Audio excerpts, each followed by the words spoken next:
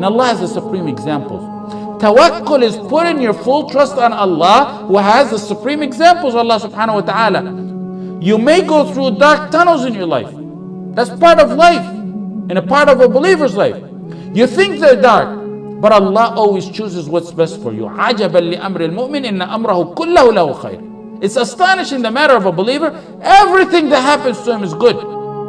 You may not know it. You may not see the wisdom of it in this life. You may later on see it.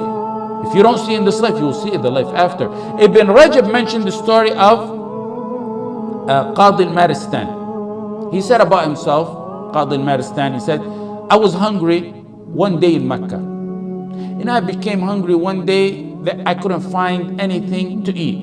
So I went walking around in Mecca. I found a pouch, a tightly tied pouch. I picked it up and brought it to my house. And then in my house, when I untied it, I found a beautiful necklace of pearls that it's like I've never seen anything like it before. He went from a difficult time to the utmost of ease. But tawakkul didn't waver a tiny bit in his heart. Full tawakkul on Allah when he was walking around hungry. And the same tawakkul now that he's a millionaire. It didn't last for long.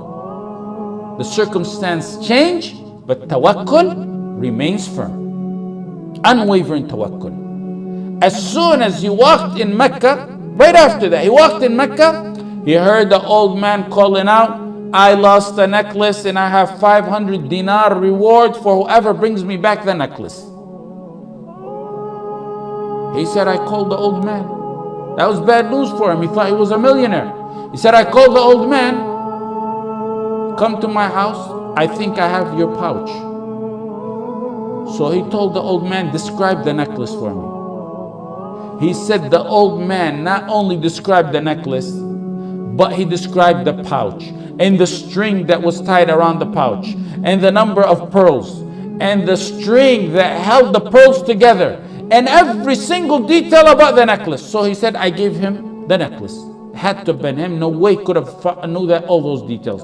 And he handed me 500 dinar.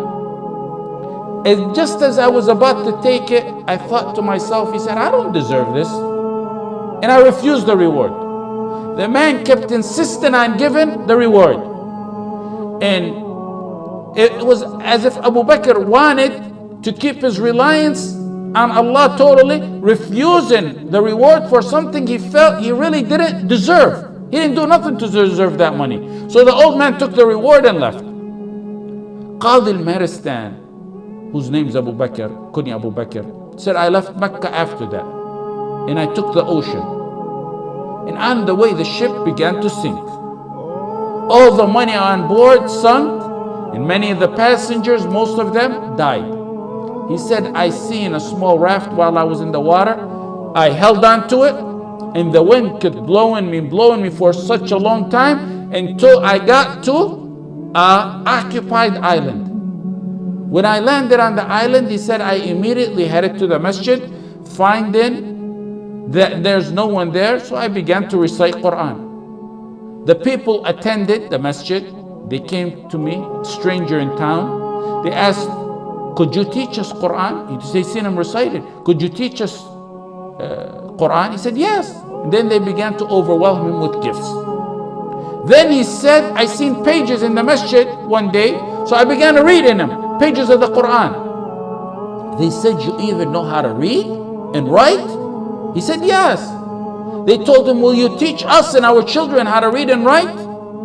And they began to learn from him how to read and write, and also they showered him with gifts. Then they told him one day, after being there for some time, we have this problem. We have this young orphan girl. She has recently been orphaned. Her father died, and we want you to marry her. This was a tactic they did to try to keep him in town and attached to the town so he will not think of ever leaving them. He resisted. He wasn't even thinking about marriage. But based on their insistence, he said, I agree to marry her. He married her. Okay, the night of the wedding, When they presented her to him, he said, I looked at her and I was startled and astonished, and I was unable to raise my eyes off her neck. I seen the necklace I gave the old man some time ago on her neck. This is a true story, authentic story. He wasn't looking at his new bride's face, even though she's mentioned as being one of the most beautiful women in that town, in that island. The relatives around him said, you broke that orphan's heart. How could you look at the necklace and not at her? You're breaking her heart. It's like you're saying she's ugly by your looks. He said, I began to tell them the story of how I found that necklace on her neck, and how I returned it to some old man in Mecca, and how I left Mecca, and then the ship sunk, and how I arrived to their island. I told them the whole details of the story. They began to shout and cry, La ilaha illallah, Allahu Akbar, La ilaha illallah, Allahu Akbar. And the crowds in the town began to gather. He said, why are you people doing this, and why are you astonished?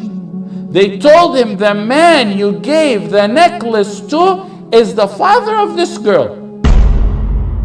And what's more astonishing than that is we used to always hear him say, I never met a Muslim on the face of this earth like the man who returned the necklace to me. And they said we used to always hear him make dua, oh Allah, unite that man who returned the necklace with my daughter as her husband. He used to always ask Allah subhanahu wa ta'ala that he be the husband to his daughter, and Allah answered his dua. This is what happens with tawakkul. During hard times, your tawakkul needs to go unwavering, and that light will reappear at the end of the tunnel. Tawakkul is your source of ease and happiness in both difficult and happy times. That's not the end of the story. Look it, from tunnel to tunnel. You see the light, then you go in another tunnel. He said, I lived with her a very nice life, and Allah blessed me with 2 children. Tawakkul, through ease and hardship. Then she died. His wife died. Another hardship. So he said, me and my sons inherited the necklace. Then my 2 children died. Another hardship, but no, the tawakkul's still there. He said, then I sold the necklace for 100,000 dinar. And that's where I got the wealth. He was explaining later on how he got the wealth he has. وَمَنْ يَتَّقِ اللَّهَ يَجْعَلْ لَهُ مَخْرَجًا. Whoever fears Allah and keeps his duty to Allah, Allah will always find him a way out from every single difficulty you can imagine. وَيَرْزُقْهُ مِنْ حَيْثُ لَا يَحْتَسِبْ. He will provide him from sources he never imagined. It will come from sources you never even perceive. وَمَنْ يَتَوَكَّلْ عَلَى اللَّهِ فَهُوَ حَسْبُهُ. وَمَنْ يَتَوَكَّلْ عَلَى اللَّهِ فَهُوَ حَسْبُهُ. Whoever puts his trust in Allah subhanahu wa ta'ala, he will be sufficient for him. Whoever puts his trust in Allah subhanahu wa ta'ala, he will suffice him.